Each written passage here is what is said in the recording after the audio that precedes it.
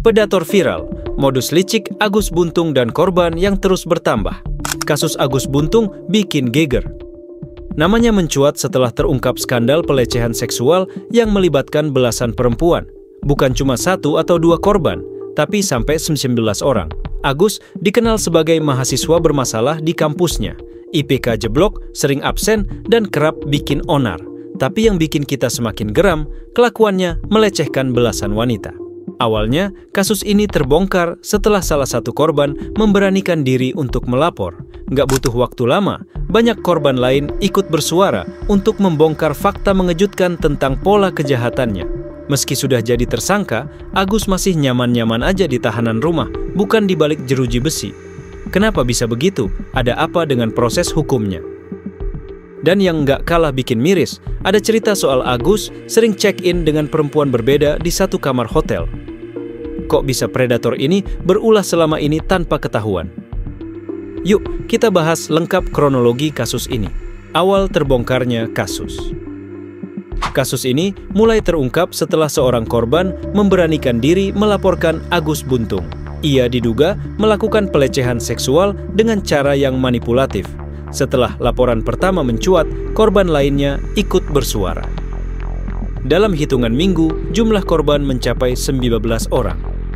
Modus Agus menggunakan pendekatan emosional untuk membangun kepercayaan korban sebelum melakukan aksinya. Manipulasi ini begitu licik sehingga banyak korban baru menyadari setelah mengalami trauma mendalam. Jadi, taktiknya dengan memanfaatkan kelemahan emosional korban seringkali dengan berpura-pura peduli. Setelah membangun hubungan dekat, ia mulai melakukan pelecehan secara perlahan, membuat korban merasa bersalah atau takut untuk melawan. Manipulasi ini dilakukan secara sistematis, menunjukkan bahwa Agus bukan hanya pelaku spontan, tetapi seorang predator yang terencana. Korban yang terus bertambah. Seiring berjalannya waktu, jumlah korban terus bertambah.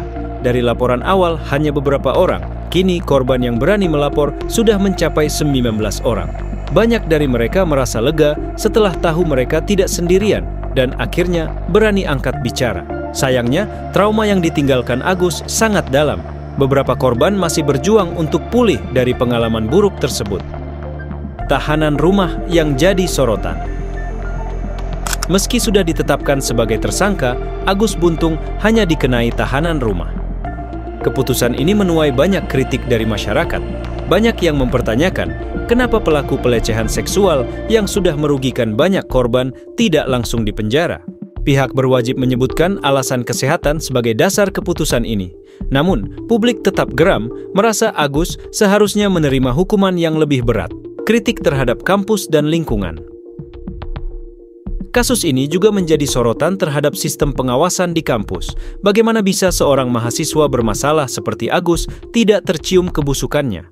Lingkungan kampus dianggap kurang responsif terhadap tanda-tanda bahaya, sehingga predator seperti Agus bisa beraksi selama bertahun-tahun tanpa terdeteksi.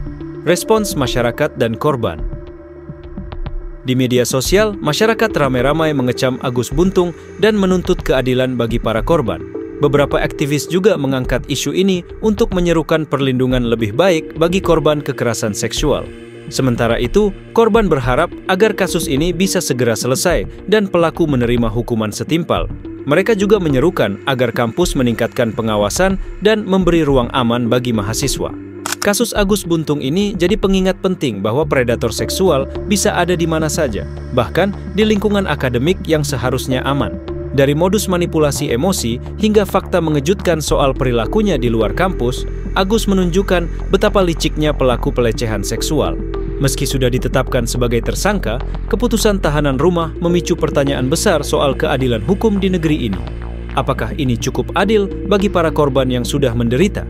Semoga kasus ini jadi pembelajaran bagi semua pihak, mulai dari institusi pendidikan hingga masyarakat luas, untuk lebih waspada dan peduli terhadap isu kekerasan seksual. Kita tunggu kelanjutan kasus ini, apakah Agus Buntung akan menerima hukuman yang setimpal?